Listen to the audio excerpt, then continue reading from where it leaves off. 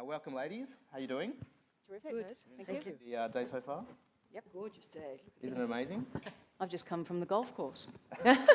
How couldn't you enjoy it? I love your clubhouse fashions too. That's amazing. Thank you. Thanks. So, look, let's get right into the panel. Obviously, you guys are in, quite varied categories of luxury travel. But what trends around the luxury or experiential travel consumer are you seeing within your own businesses? Which way do you want to start? Serena? Sure. Well, I'll probably talk more about the industry, and it's not dissimilar to everything we've been hearing here today. And having been involved in the cruise industry for many years, what we're seeing is that the high-end traveller, the high-end cruiser, is now looking for remote destinations, new experiences, take them to different parts of the world that they haven't been able to go to previously. And so it's very much more about the experiential travel. Right. And so does that change the definition of luxury travel these days? Is it about thread counts, or is it actually about what happens when you're away? Marilyn? That's a good question. I actually think, in a way, Lindy said it all before. I was sitting there thinking, what are we going to add? Yeah. But I actually think it's a mixture. I think that the dominant issue, though, is, as Serena says, I think it's actually immersing yourself into something that is a new discovery for you. But there is also an expectation, at least for part of that journey, that there's a level of comfort, whether it's before, whether it's after, wherever it fits, it has to be there somewhere. How you define that level of comfort is very interesting, though, because that's where it really varies and becomes very subjective. But I think there are certain basics that are absolutely critical that never go away from hospitality, and they are cleanliness, excellent service, and that personal service is probably one of the greatest things that defines luxury, really. If you think about it when you travel, when you go anywhere, one of the greatest feelings you have when you're traveling is when somebody looks you in the eye, actually smiles at you, welcomes you genuinely, and if they know your name within 24 hours, then you're stunned and amazed and delighted. So I think that's absolutely critical. And then, of course, the level of comfort is I think, has to be somewhat realistic in terms of your environment as well. In Australia, we have a challenge whenever we try to do anything in terms of luxury, as they see it in Asia, as they see it in Europe sometimes. I'm not talking the sleekness now, I'm talking about number of people serving you, the quality of the amenities. In remote areas of Australia, that's quite a challenge. So we have to find a way of actually delivering that is absolutely acceptable to those clients that are very discerning or demanding, without being absurd in the way we do it. Yeah. And Jackie, I recently went to a luxury resort, and before arriving, I had to fill out like 100 question survey of what I liked and how much service I wanted. And I particularly would prefer not to have someone knock on my door every 10 minutes and help me. Is there a move away from consumers wanting to be overindulged to actually be left alone and just experience? I think there's a shift. I wouldn't say it's a complete move away.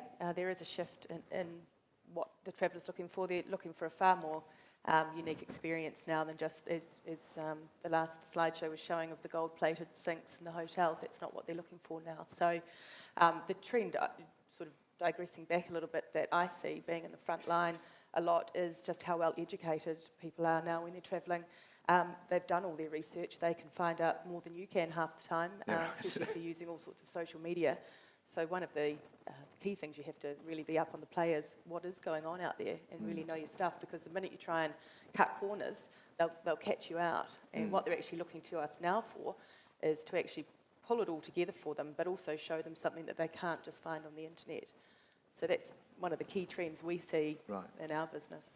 And then I guess I've worked in, the luxury consumer goods industry with GQ and Vogue, but is there anything that you see in that industry, and Marilyn, you would know because you play on both sort of consumer products and tourism, that is infiltrating the way you treat CRM? Or, for example, is that something that, causes, resorts to want to give people a survey before they arrive now? Well, I think it's actually part of what we all do, because if you think about the luxury brands of the world and how fairly simple, those names are, that we can recall them readily, the Chanels and the Louis Vuittons, etc., the Pasquales, is that Nice plug. is that we all think about that, and we think about how clearly they communicate to their target client.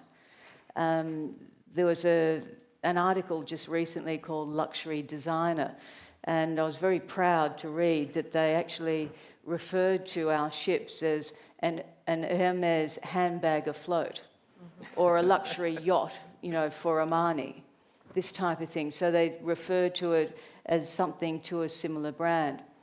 And we do quite a lot of business in China, and if you think about the Chinese particularly are looking for new, and they love French brands. They consider that French brands are the top in luxury in the world. And so for that reason, it's actually been much easier for a company like Ponant to go into China. We're taking quite a large number of Chinese. They charter the ships from us down to Antarctica, and they come up to the Arctic with us. And so that's worked very, very well in our favour with that link. Yeah, Jackie, what are your thoughts on that? Well, we don't have those kind of products necessarily in New Zealand. It's not a big draw card. People aren't coming down to go shopping in Louis Vuitton or anything like that. So, what we particularly do is focus on New Zealand luxury brands, and we try to bring those into everybody's experience all the way through their trip. So whether it's a monogrammed luggage tag that we give them as a gift made by Deadly Ponies, which is one of New Zealand's handbag makers, or it's a beautiful pair of bathroom slippers by maybe Untouched World or something like that. So we're trying to show the international traveller the amazing products New Zealand has that do compete with those big international brands, but they're obviously not quite at that same price point yet. But it is certainly something we're seeing people want to take that product, take it away, take it back to where they came from. Then they tell all their friends, and I think that for them is quite special, instead of perhaps something they can get everywhere. Okay, so we've got to move on, but I would really like each of you to give us an example, and a successful one, so we can get some learnings out of there, of how your business has changed or implemented a new product to deal with changing consumer demands in luxury or experiential travel. Well, I'll start to get it out of the way. I'm quite new to the industry, really. I look back at Pink Tartar opening only 5 years ago. And I think one of the greatest assets of building that hotel was, and the only reason I built it was because of the destination. It was because of the Kimberley. And so, in a way, actually, but I from day one, didn't believe that people would travel 20,000 miles or 2,000 miles simply because I'd built a hotel. I just genuinely had no belief in that, and I was quite right. But I did believe that they would travel 2,000 miles or 20,000 miles to visit the Kimberley, without a question.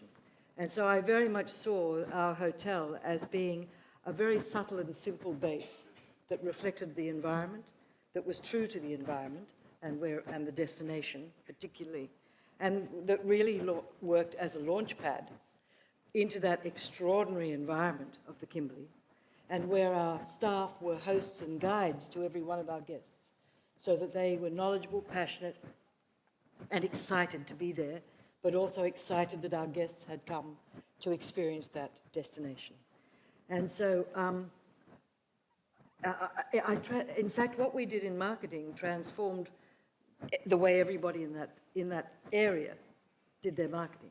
Everybody was promoting a hotel room before we opened Pink Tartar, and from the moment we put our marketing out there, if you have a look at historically, everybody now markets the destination. It's quite interesting.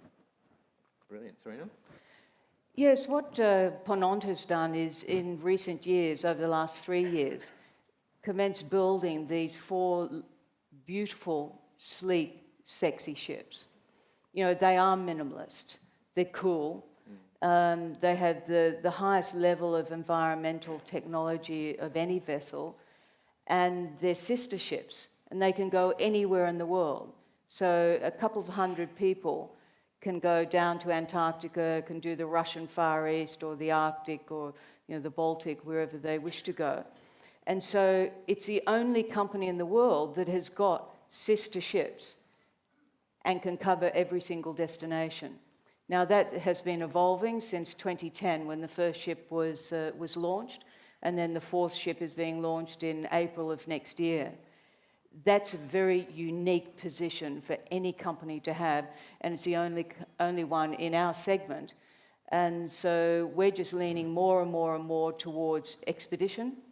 So expedition not just being the poles, but there's many, many areas around, the Kimberley being one, that offers some of the greatest expedition experiences in the world. So that's where we are, and that's where we'll continue to go and lead. Brilliant. Great insight. Jackie? Given I started Touch of Spice as a concierge company in New Zealand 9 years ago, we've found ourselves in touch with pretty much every luxurious part of New Zealand, be it a fashion designer, interior designer, an architect, and to wine growers, beer makers, right through to the accommodation sector. So we've just sort of found ourselves, we've amassed this massive database, I guess, or network of all things luxury in New Zealand. So just sort of stepping away just from travel, we're developing our own curator's guide to New Zealand. Right. We're starting with Queenstown because that's where we're predominantly based. But this will drill right down through to the story behind the winemaker or the wine grower or the chef that runs that restaurant and what they're about and where they came from and where their ideas came from. Really giving people, modernising New Zealand for one, because we're not just lakes and rivers and ravines and mountains, and really showcasing to the world, all this fabulous product that we have. Fascinating. That's some brilliant gold information there, ladies. Thank you so much for joining our panel today. We'll let you leave the stage now, but a round of applause, everybody.